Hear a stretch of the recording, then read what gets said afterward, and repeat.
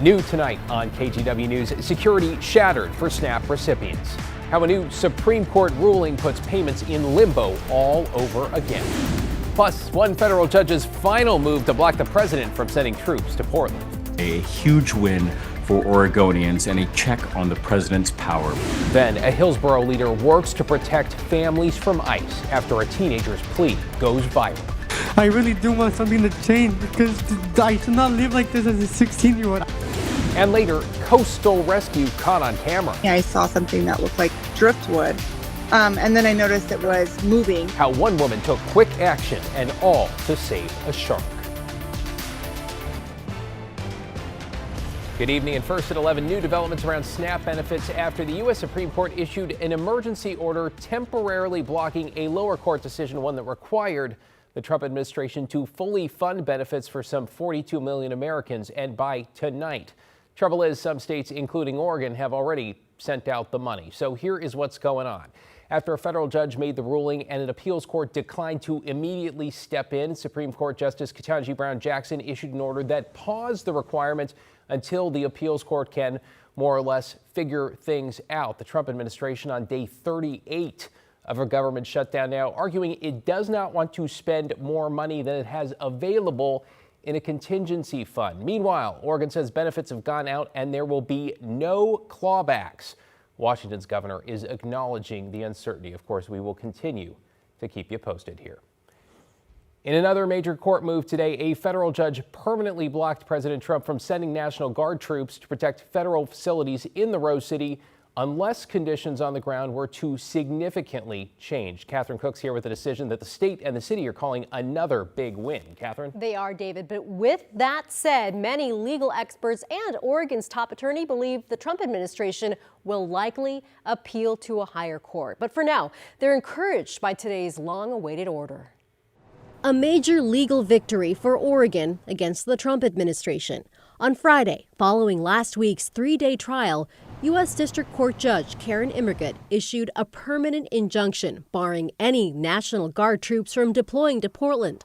In September, Trump ordered the troops to protect federal property amid ongoing protests outside the ICE facility in South Portland. In her order, Judge Immigrant wrote, "The evidence demonstrates that these deployments, which were objected to by Oregon's governor and not requested by the federal officials in charge of protection of the ICE building, exceeded the president's authority." She also noted, even giving great deference to the president's determination, the president did not have a lawful basis to federalize the National Guard. A huge win for Oregonians and a check on the president's power. Oregon Attorney General Dan Rayfield said from the beginning, this case has been about making sure facts, not political whims, guide how the law is applied. No president is above the law. All of us in every city across this country must follow the law. And there's a reason why we have laws in place, and there's a reason why we don't normalize the use of military in our cities. As for what's next, Willamette University law professor Laura Appelman says it's pretty clear. The government, I'm sure, is going to appeal. My question is, will they appeal this to the Ninth Circuit, or will they try to get this case in Portland combined with the Seventh Circuit case to have it heard on the emergency docket by the Supreme Court? In her order, the judge made it clear the ruling does not stop the president from ever deploying the National Guard, but in this case, it was not lawful. Meanwhile, Oregon troops will remain federalized for at least the next 2 weeks, meaning they still can't go home. David? Thanks, Catherine. Appreciate you looking through 100+ pages in that ruling. On to the next chapter now. All right, let's return now to the government shutdown with a handful of flights, about 8 leaving PDX, already canceled for Saturday as the FAA orders airlines to slash their schedules. Portland is one of 40 impacted airports that had to cut 4% of flights today, and that is set to ramp up to 10% by the end of next week. Transportation Secretary Sean Duffy saying cuts might go as high as 20% if the government shutdown lingers on. At PDX, that could mean about 80 flights every day. Duffy says the orders to keep people safe as air traffic controllers are pushed to work without pay amidst ongoing staffing shortages. We talked to a former air traffic controller at PDX who worked through the last government shutdown, one that lasted only 35 days. It is very real the struggles that the controllers have to go through as they focus on their work. It's fun work, but it's challenging. It requires ultimate focus, and we don't need the distraction of the not getting paid. How are we going to manage and juggle this and that?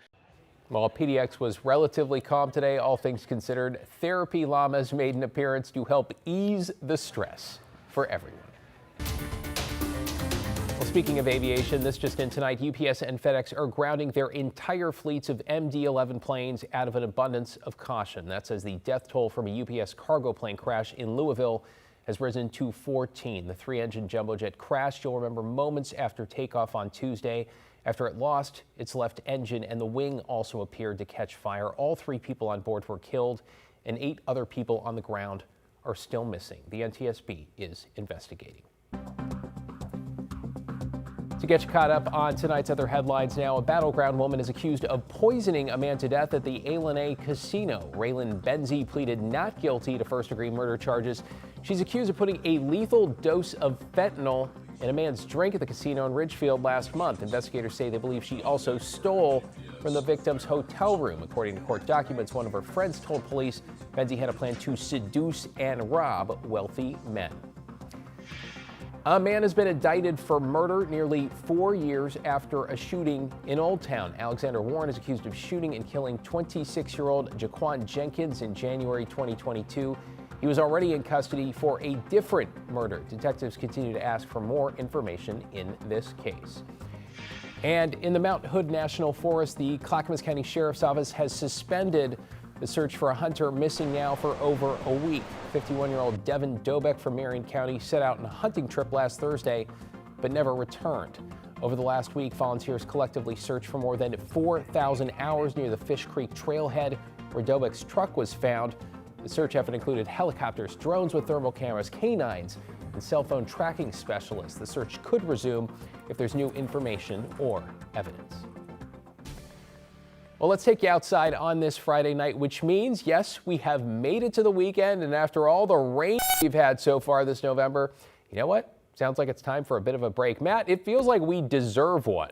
I would say so. Yeah, it's been a wet week for sure. Right now, though, the legacy of all that rain is fog forming over the valley at the moment. Some low clouds over downtown, as you can see, but it is thickening up. Look at the humidity at 100%, 48 degrees, which is as cool as it's been at this time of the night for several days. Meanwhile, in Vancouver, looking south across the Columbia, you can see the fog over North Portland here, and that is down on the deck. So parts of the city definitely seeing fog, 43 degrees and 100% humidity.